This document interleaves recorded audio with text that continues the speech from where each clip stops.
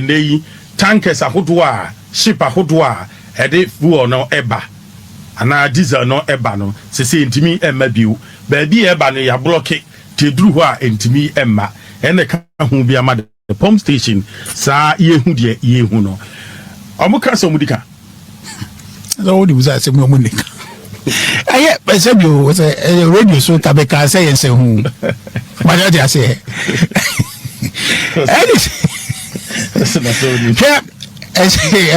say omo to edubone na omo nim say ebi be ka o ma no omo opposition kasa ndizi for kai no ena na ye hunu say omo ye nkrofo ana so mo ya manfo a omo no entro ways and means yemfa ho they don't have morals because in someone omo kan opposition no omo amfa ya adwene ato ho omo ya hunu say no kura bi wo ho a say omo ka keke but omo kan satra nti ena no omo say enyo omo dai he say ho no Strait of Hormuz no so bia be si dan wo ho ensuo na awi wo ho bia be ya be wo ho bia no ye pese ye fuel price no emra from eda no sa na mo ka kire ye say ye betumi aya a mo expect say ye nye no a enne no ye ne sequence omo be one minister for energy John Jinapo ka brofo bebre okwana okuta tablet bi nti onya be he na obekasa na obie tablet no de atwere ho sei na okasa ka kire ye say akufado aban enitima akufado aban ye insensitive akufado aban ye heartless na ono no on tiase say crude prices kosoro eno nti na ye say fuel price no components no yin free so kosoro no ono ka kire ye say ye Ghana no yesu export crude ni bi and you say yes for two crude bibi na crude price na ko so e kire say Ghana ye nyes ka o enti adai na Akufo-Addo baomia omo fa sa profit na enye fi enkushin we fa enkushin we for carbon for say adai na translate emba ana fa enkushin babononim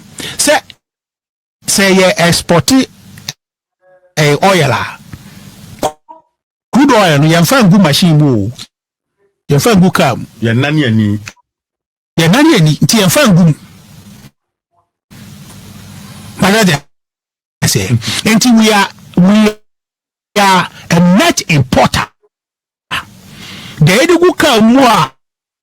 wo start here jeso de kono eno ye koto efi baby na dia baba be use na ene ya still na sa ne ye no ente ye dey no no nya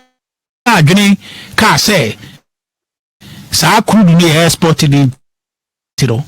Akufo-Addo aban enitima ene no ye jai crude oil no ye jai export no yenyaye yeah that's so the call now before as I yi ebe start no na crude prices no I think say about 72 per barrel dollars per barrel emre na ka be ka 7 okay whatever we for 2 minutes nka asebeke to ebi hwe become enyina MPP for enyina tiase ana se Ghana for enyina tiase se NDC for assembly abai typically oil assembly any assembly ababa bia MPP ye kano no aga say oh na ye mo no na sen na say na mo fi abamu na mo no mabres na mo ye ne say MPP may say adaje any NDC for enko debate sadi we may say adaje because eneno omo na wa ba mu omo na hawa Ghana for ye fremu omo na yeko fare bai omo na da omo na so omo na ka kire Ghana for say ye beye ene ye di tumi ama omo so omo ye MPP ya sembi animu baby a MPP ya sembi animu baby a MPP ya sembi wo mu ne say de omo ka ye no aso mbeye no omo mbeye na ye ya sembi wo mu a beda adi eye no kura kakra no ebre ekono eba beda adi a kire say NDC for ye trofo omo ye tro na ntro na omo de bedi tumi ene diesel bono more expensive than ye free so diesel boa ye Ghana for to it's about 17 cedis 30 pesos okay per liter more than said ye jano petrol dia no krampo no about 10 cents bi keke na e wo form entino NDC oh say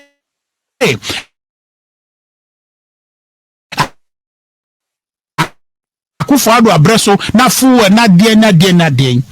enne no dia wo so betumi aye no enne akosoro embe kan kire ye say ye wo ho no na fuel ayese fuel ayese dia enne no ye bre ye wie studio ha say na wo ko baby na wo ko fie na say wo ko to fuel a dia oma ofuwa no akosoro ni NDC o ka kire wo say na MPP say ya ka kire say dabi say MPP say anka enye wo na o teso say ka MPP na teso a nka diesel the boy anye $17 17 cedis 30 pesos ene ka MPP teso anye sa enti MPP for me say adaje ni NDC for nko debate ade ne ne say omo so betuma aso a and ye dia ma omo so mo so a enti de ometumi aye ama ade na kofo mo yehodo mo accountable enti ye bia na wo ye ho se wonu omo ko engage in some debate ka se ene ya breso ni ye say no a na wo waste your time na eno no ena omo pe se mo de ye political debate na ekoba baby yentie wo na tumi no wo dia obetumi aye no ye because MPP abreso na diesel na nye $17 cedis 30 pesos okay enti yentie sa asem na emfa nye adwuma na ye ma NDC for no and answer for trono mudi ye no ane o ma ba o ntumi so a na mo blame o mo keche